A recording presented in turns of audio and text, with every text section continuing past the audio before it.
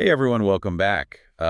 Today we're diving into something, well, pretty amazing when you think about it, how we learn language. It really is remarkable, isn't it? It is. I mean, we go from these tiny humans who can't even say mama to, well, To Shakespearean scholars, right? Or to someone who can debate the nuances of quantum physics. all through this complex system of sounds and symbols. Yeah, and the crazy thing is we don't even fully understand how it happens. Exactly. There are these big debates in linguistics about what's more important, our innate abilities or the environment we grow up in.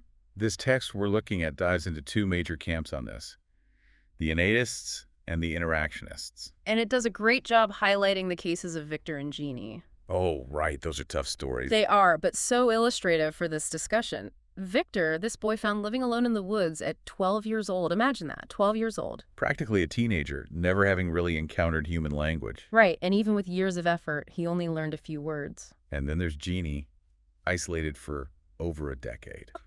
Heartbreaking. Her language development was severely limited, too, despite intervention. These cases, I mean, they're often used to support that critical period hypothesis, Yeah, the idea that there's this window of time. like a language deadline. In a way, yeah. It suggests that our brains are primed for language acquisition early on. So if you miss that, are you doomed? Not doomed, but it might be tougher.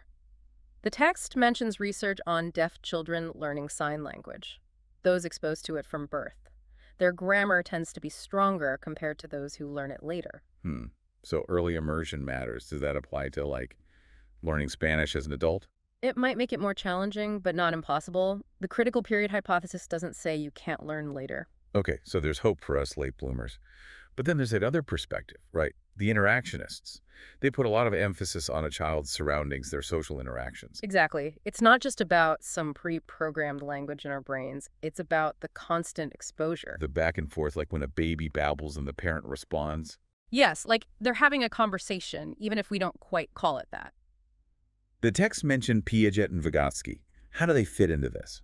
Well, Piaget, he connected language development to a child's growing understanding of the world around them. So it's not just vocabulary lists. It's about how those words help a child make sense of their experiences. Precisely. Think about a child learning the word gone, just as they grasp that objects still exist, even when they're out of sight. Oh, like peekaboo. Exactly. Language becomes a tool for them to label and understand these big cognitive leaps they're making. Wow, that's fascinating.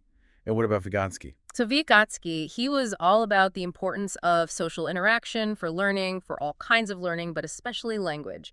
He talked about this idea of the zone of proximal development. I mean, that sounds intimidating. It's actually pretty simple. It basically means that kids learn best when they're working with someone who's a little bit ahead of them, someone who can guide them, someone who can provide the right amount of support. So like a parent, a teacher, even an older sibling. Exactly. Think about it. A child points at something, maybe they don't know the word yet, and an adult says, yes, that's a bird. Or even, that's a robin. See how red its breast is. Right. And in that moment, the child has learned something new, not just in isolation, but through that interaction. Like we're constantly providing these little linguistic stepping stones for them. Exactly. And what's even more interesting is how much this can vary across cultures. Oh, right. The text mentioned how some cultures are really big on direct adult-child conversation. Yeah, they use that high-pitched sing-song voice, child-directed speech, it's called. Which I have to say I'm totally guilty of. Oh, we all do it. It's like an Oh. instinct. But then there were other cultures where babies are surrounded by language from a much wider group, siblings, grandparents, everyone. So it's less about those focused one-on-one interactions. And more about just being immersed in this rich linguistic environment all the time. And the amazing thing is, kids in both of these situations, they end up learning language just fine. Exactly. Which suggests there isn't just one right way to raise a language learner. There are many paths to fluency. It's like we all need the same basic ingredients, but the recipe can be flexible. I love that. It speaks to the adaptability of the human brain when it comes to language. But of course, no two brains are exactly alike, are they? Right. Some people seem to just pick up languages effortlessly, while others, well, It's a real struggle. it is. Makes you wonder what contributes to those differences. Yeah. Genes, environment, maybe even personality. It's a question researchers are still trying to figure out. There's some evidence that our working memory capacity might play a role. Working memory. Yeah, it's like our mental juggling act, how much information we can hold in our minds at once. Okay, so someone with a big working memory, they're a super juggler.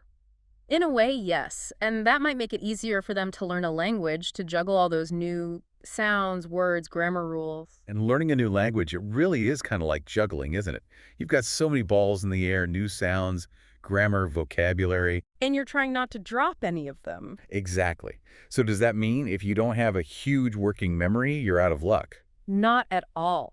Our brains are incredibly adaptable, even if we don't all start with the same raw capacity. We can train our brains to be better jugglers. In a way, yes. We can learn strategies, find methods that work for us. So it's not just about innate talent, it's also about effort, about finding the right approach. Exactly. And in some ways, adults might even have an advantage over kids when it comes to language learning. Really. I thought the whole point of the critical period hypothesis was that younger is better. Well, yes and no. While it's true that children's brains are primed for picking up languages naturally, Adults, we've got other things going on, right? Like, we're better at understanding complex ideas, abstract thought. exactly. And that can actually be a big help when it comes to grasping things like grammar rules or subtle differences in meaning between similar words. So it's like, we might not be as good at mimicking pronunciation perfectly. But we can wrap our heads around the underlying structure of the language more easily. Okay, that makes sense. But I guess motivation matters too, right? Like little kids, they learn language because they have to. It's how they connect with their world. Absolutely. That intrinsic motivation is huge. But adults, we have our own reasons for learning a new language. Right, like maybe you want to travel to a country where they speak that language. Or connect with your family's heritage. Or even just challenge yourself, keep your brain sharp. So that inner drive, that sense of purpose, it can make a big difference. It can be a powerful engine for learning no matter what your age. This has been fascinating. Yeah. But I have to say, I feel like we've only just scratched the surface of this whole language acquisition thing. It's true. There's so much we still don't know, so many questions still being explored by researchers. But even with what we do know, it's incredible, right? This ability we have to communicate through this complex system of sounds and symbols. It really is one of the things that makes us uniquely human. It is. And as we wrap up this deep dive, I think it's worth remembering that every time we hear someone speak, whether it's in our native language or a foreign one, there's this whole amazing journey behind those words. A journey shaped by biology, by culture, by personal experience. Exactly. So the next time you're struggling to learn a new language, or even just marveling at the way a child picks up words so easily, take a moment to appreciate the incredible complexity of what's happening. It's a reminder that language, this thing we often take for granted, is truly a remarkable gift. And with that, thanks for joining us on this deep dive into the fascinating world of language acquisition. We'll see you next time.